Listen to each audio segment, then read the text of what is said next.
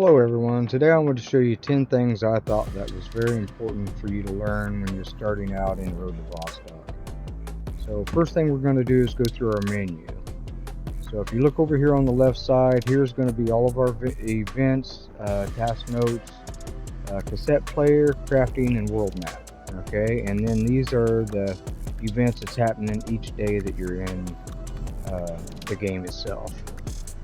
So if we look over here, this bottom row right here, this is where all of our items are going to be equipped. All this is going to be our clothes. These clothes have stats, like these have installation stats for your gloves, your boots, and your hat. The other items are going to have installation but also weight value. So like this one here, you can see the capacity is 5 kilograms. So that's how you know how much weight you're going to be carrying. So like if you have a vest, you're going to be able to carry 15 more kilograms.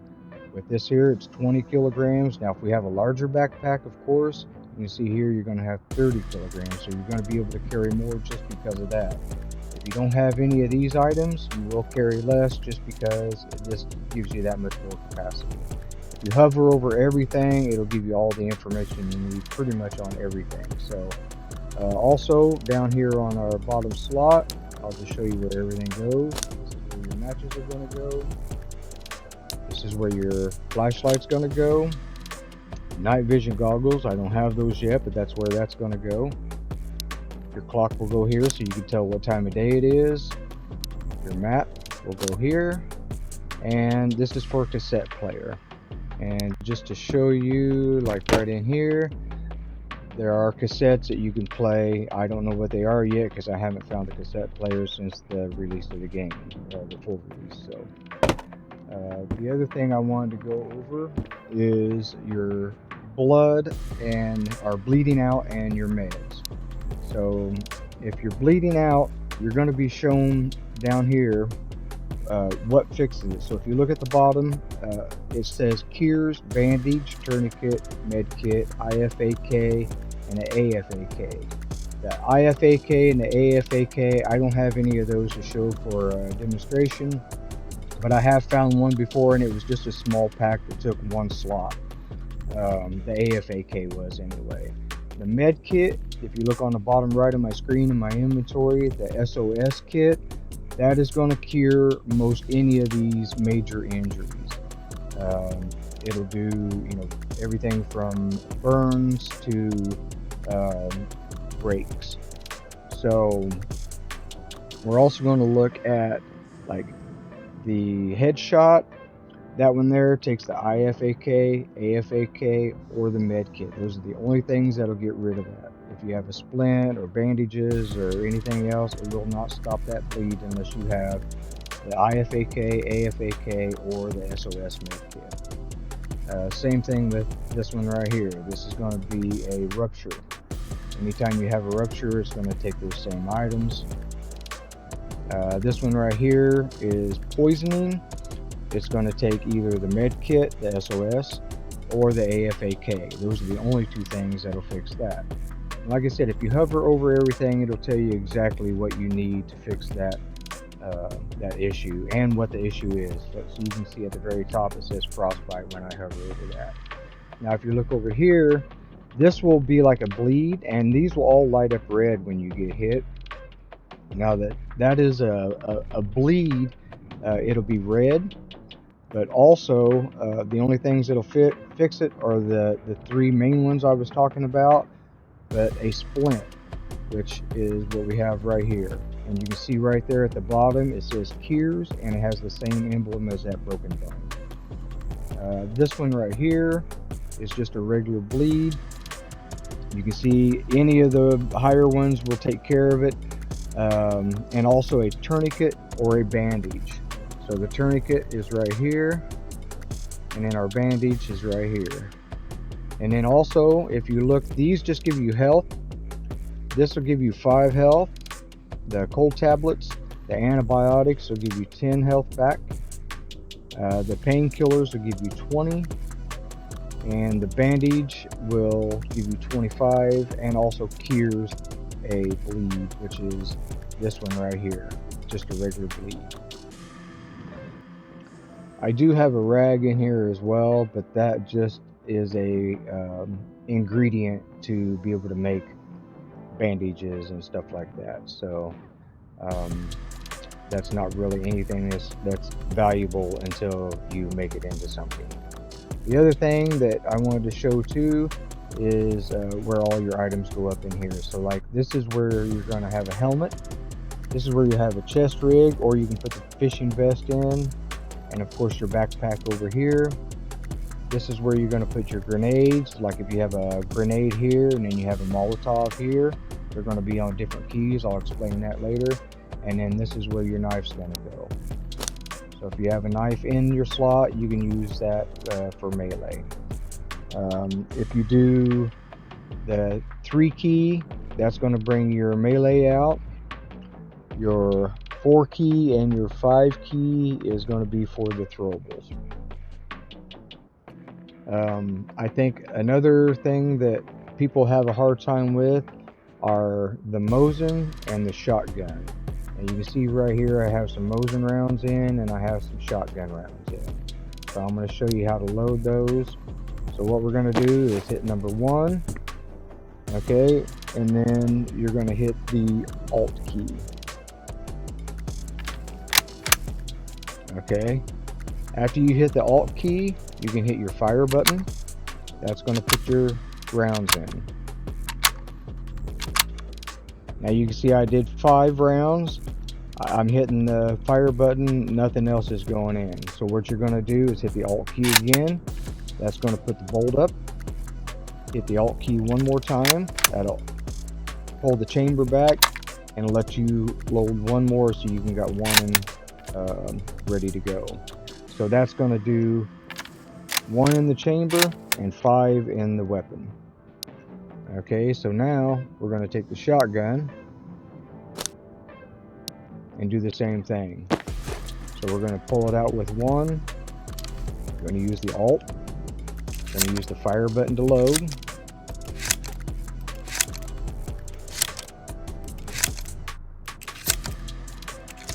Now you see I put 8 rounds in, no more will go in. So I hit Alt. That readies my gun up, but it doesn't chamber. So then you hit reload, chamber the round, then you can hit Alt again, and then put 1 more in. Okay, hit Alt, and then when you hold reload, you can see you got 1 in the chamber and 8 in reserve. So that's how you load the Mosin and the shotgun. And then if you want to unload your weapon, you have to put it in your inventory. You right click on it and then do unload, and it'll automatically unload. So we'll pull that over, do the same thing with this.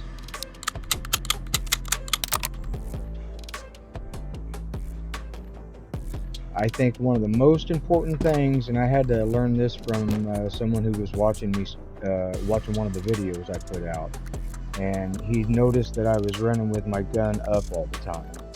So if you scroll wheel up, you ready up your gun and it stays there. Now if you look down on the bottom left, there's 2 white lines. The first one's going to be your stamina. The bottom one is your stamina for your arms. And you can see my arm strength is going down, and then the more the arm strength goes down, you can see the more my hands and everything are starting to sway and wobble. So you have way less accuracy when you have your gun readied up all the time. So we'll just leave this up like this and see how much worse it gets. See, and it's really wobbly, and when you're trying to aim and you're trying to hold it on an enemy, it just gets really bad as far as you go, or the more you go. Now you can see it's red down there. So it's so hard, especially if you got a scope, it'll seem like it's going like this. So what you're going to want to do is make sure you have that in a lower position, and you can see the stamina goes right back up, and I have hardly no sway at all. So what you're going to want to make sure is when I would just like aim for a little bit and then I would quit, it was staying up and I didn't realize it. So always make sure if your gun is up, it's draining your stamina down there. Make sure it's lower so you'll be accurate. Alright, and while we're on the topic of weapons, I'll go ahead and show you here. If you use your middle mouse button while you're aiming, you can use canted iron sights. So while you're aiming, you just hit middle mouse, it'll bring it back up, and then hit middle mouse again, it'll be canted.